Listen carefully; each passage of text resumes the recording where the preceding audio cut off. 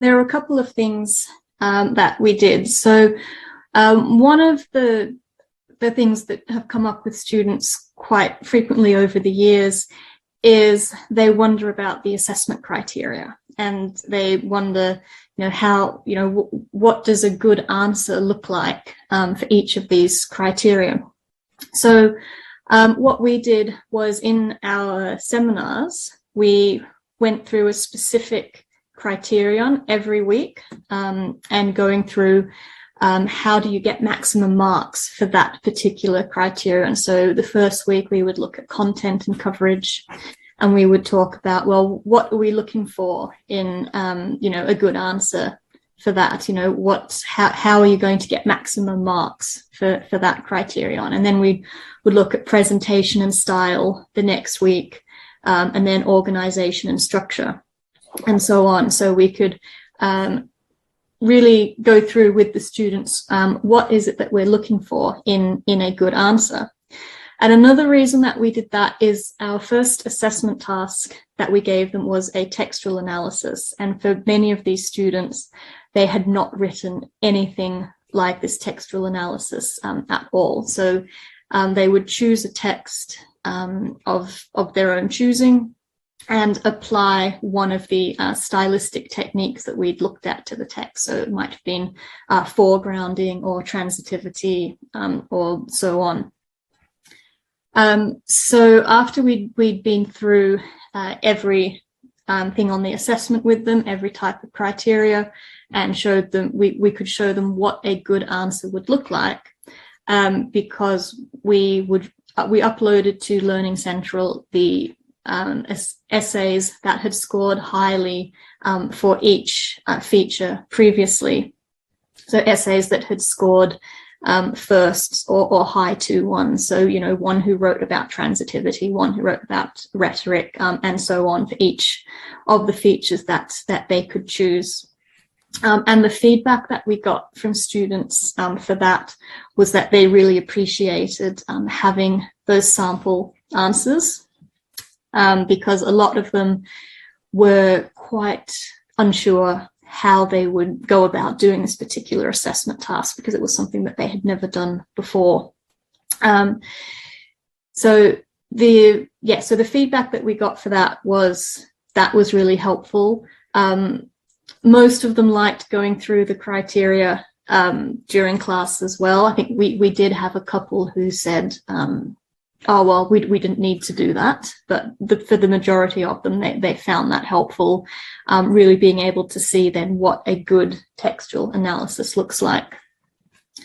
And in addition to that, we added in an element of peer feedback and peer engagement. So before they submitted their main textual analysis, they had the opportunity to write a shorter practice textual analysis. So we changed the format of getting more students engaged in this exercise, because previously we'd done this as a formative task, and they could choose to do it. And what we previously did was they would write a short textual analysis, upload it to Learning Central, and then they would be matched with another student, and that other student would provide feedback for them on their textual analysis. Sorry. So was that a question? I heard someone. Sorry, I think that was just someone who was unmuted by mistake. Oh, okay, no problem. So obviously the issues that we had doing that beforehand was that students would upload their own textual analysis, get feedback, but then not provide feedback for anybody else. And so then that would leave Sara and myself having to figure out what to do with those students who hadn't done that. So we decided to change it this year and make it a summative task, and add some extra elements in as well.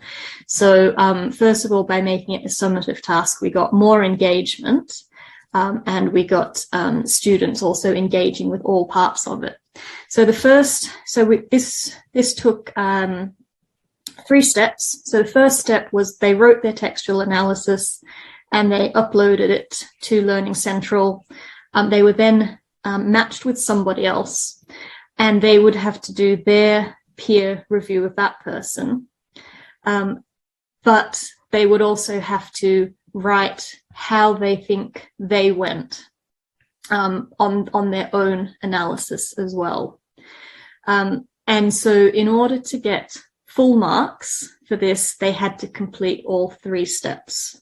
So they had to do their own textual analysis, review somebody else's, and also write a paragraph thinking about how they think they went in relation to the assessment criteria that we had gone through previously in class. And to get full marks, they had to do all of those. And finally, we got the last bit of feedback with the second essay that they had to submit, where we just asked them to write a paragraph telling us how participating in the peer feedback program had helped them think about their own work and think about, if it had helped them with their own analysis, and thinking as well about where we're coming from when we're marking their work as well, and the sorts of things that we're looking for. So I've forgotten anything. Maybe Sara wants to add anything that I might have forgotten. I think, sorry, I was just listening to my daughter's message, so I may have missed this, but the last thing that we did is that so they had to do the textual analysis, and then they also had to do the essay. And so for the essay, normally we would comment on every single marking criterion. In this case, we replaced those comments with a rubric. And so we just gave an indication as to where they scored, but we asked them to include at the end of their submission 3 things that they wanted us to comment on, so as to give them more ownership of their own learning and their own areas of development. And I was very glad to see that most of them, I would say 97% of them, really included those comments. And so they took it on board, and they really asked questions about, this is what I have tried to do. Have I done it well? This is what people have told me in the past. So try and close that feedback cycle, which of course was very important.